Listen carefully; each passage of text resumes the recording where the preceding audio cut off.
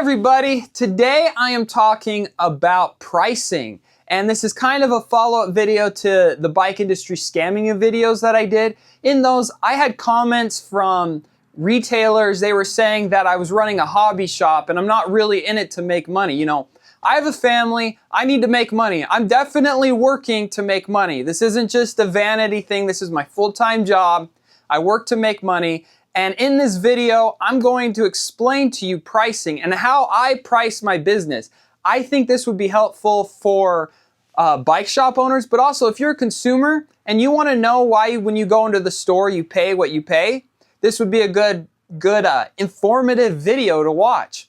And I'm going to start off with talking about pricing rules, the pricing rules that the manufacturers place on us retailers. And there's two really big terms you need to know. One is MAP, minimum advertised price.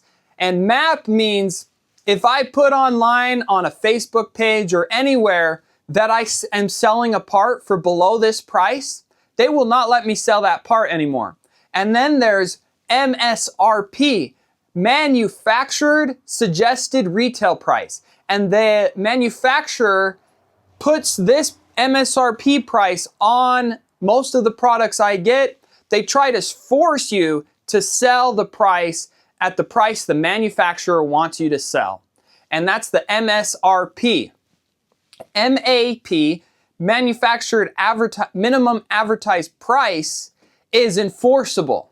So if I'm selling a bike and the MAP, the MAP, is $700 and I try to sell it for $650, they won't let me sell their brand of bikes anymore. They will block me from doing business with them.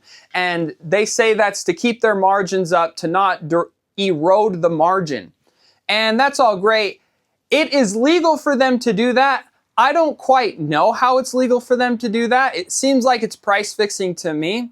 But what's not legal for them to do is do a manufacturer retail price and force manufacturers to price their products, force us to sell their products at the price they force us to sell it at. So it's only a suggestion.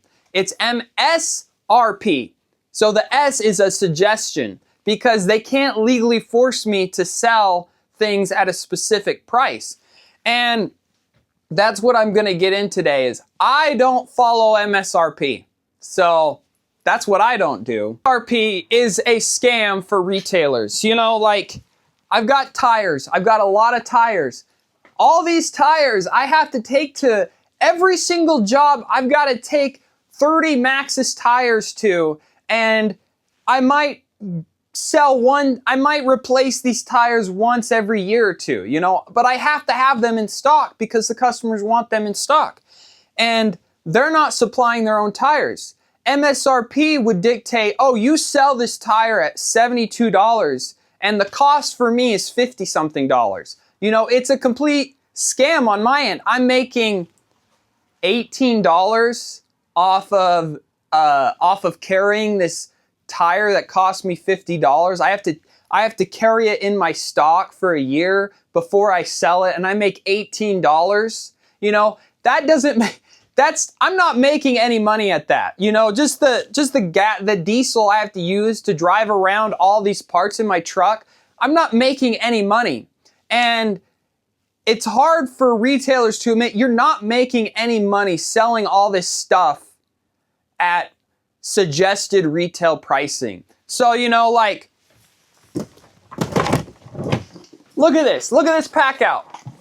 I have to store my products in pack outs because it gets super dusty, it gets super dirty in this truck. I need easy access and my products need to be kept from the weather. This is a box of pedals. The pedals cost, you know, $10 to $30 and I'll sell like 5 pedals a year maybe. This box cost $90 at Home Depot. It's gonna take me years. It'll literally take me years to make as much money off those pedals than it did just to buy the box that it sits in. So I'm not making money off parts. If I buy a pedal for $10, I'm not going to sell it at MSRP at $14.50. I'm selling that pedal for $20. And this 100% markup isn't unethical. It's been the industry standard in retail forever. Okay, so it's called keystone pricing. If you go into a clothes store anywhere, except like big box stores like Costco and Walmart, they're pricing at keystone. It's 100% markup. It's called keystone pricing. And that is the markup that I follow in my business. I'm not trying to scam anyone, but if I have to carry around pedals in a $90 case, I'm not going to sell those pedals for $4 profit.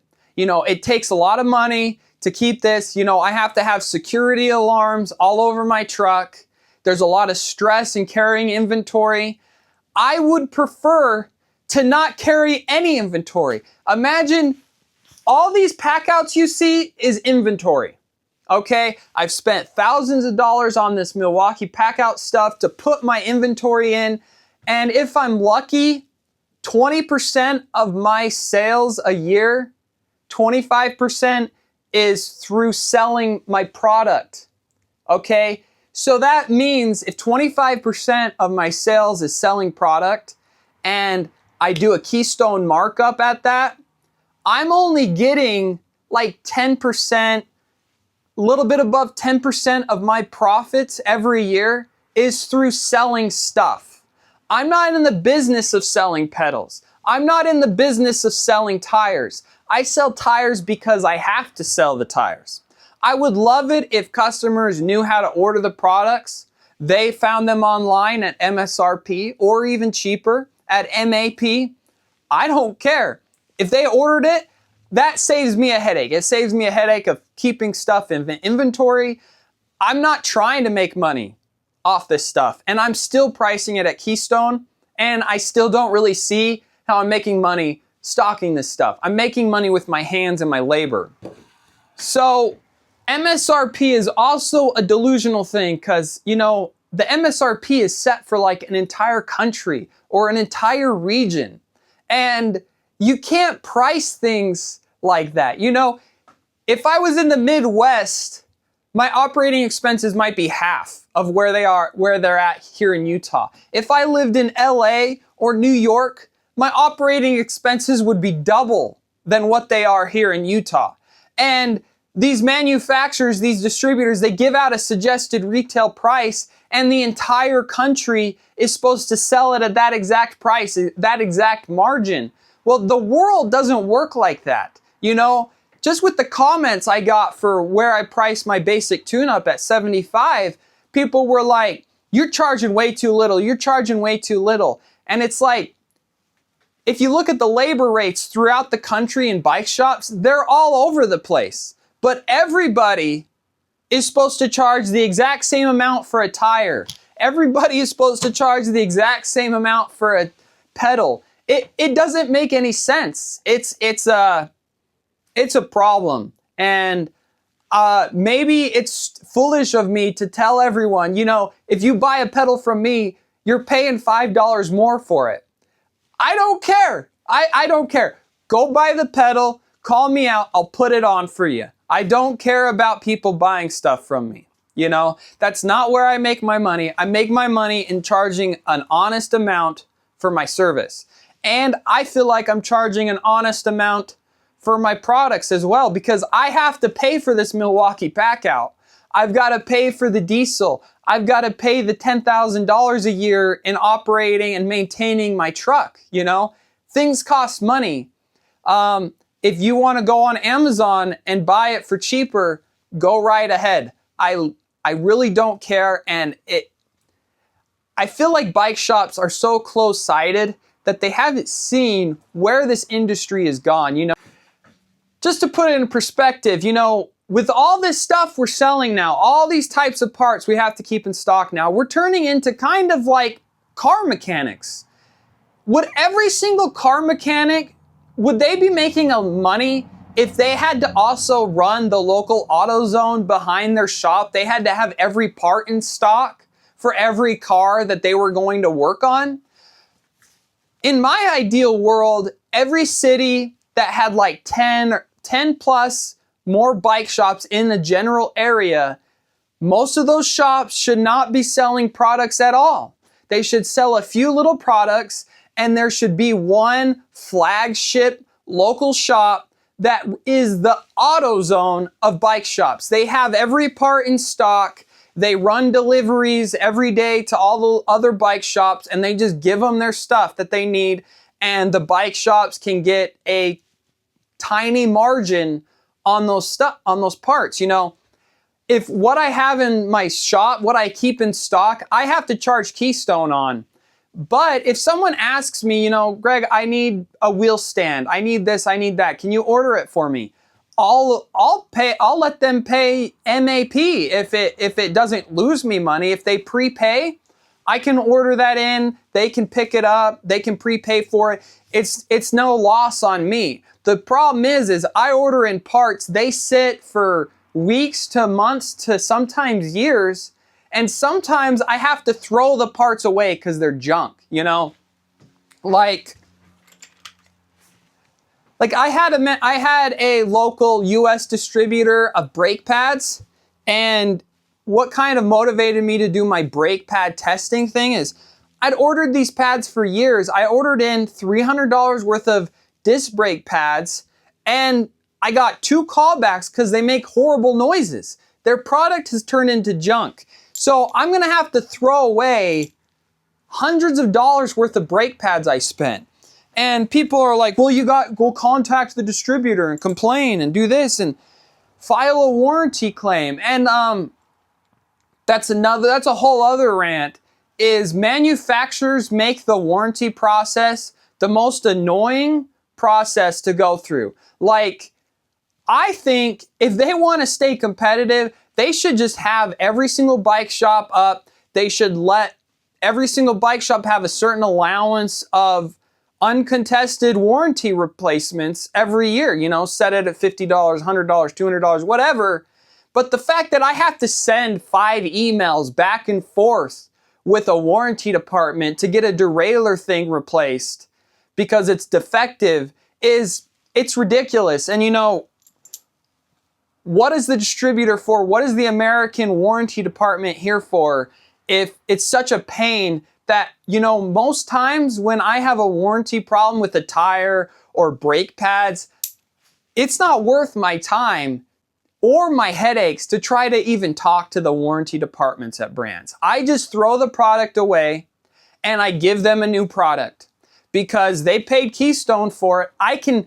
If this tire turns out to be bad and it's defective and they paid a Keystone markup for it, I can just chuck the tire, I can put a new tire on, and I can say, I didn't lose money. And, you know, I really lost a little bit of money because of the extra labor I had to do, but yeah, so MAP, minimum advertised price. That's the price you're forced to price it at. Manufactured suggested retail price is only a suggestion. And, you know, pricing at Keystone, do you know how many people have had complain, you know, oh, well, this Wellgo pedal that you're selling me for $20, I looked it up online and the MSRP is actually $14.50, so why are you selling it to me for $20? That's literally never happened to me. Never happened. Sometimes people are like, oh, I'll order it elsewhere. I don't need it.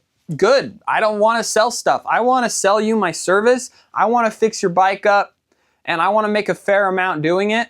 But following MSRP, especially as retail rental rates go up, everything is going up, and the MSRP keeps going down and down and down versus the price us shops have to pay for it. It doesn't make any sense for any bike shop in America to price at MSRP. So this is my plea. I'm pleading with small retailers. Stand your ground, price it at Keystone, because you're not making any money Unless you're selling like huge amounts of product every day, you're not making any money selling the products at MSRP. You know, just think of it. You're making, sometimes the MSRP is 15 to 20% above the price we pay for it. That's, once you pay your employees to stock it, you're literally losing money selling that product. Stop losing money.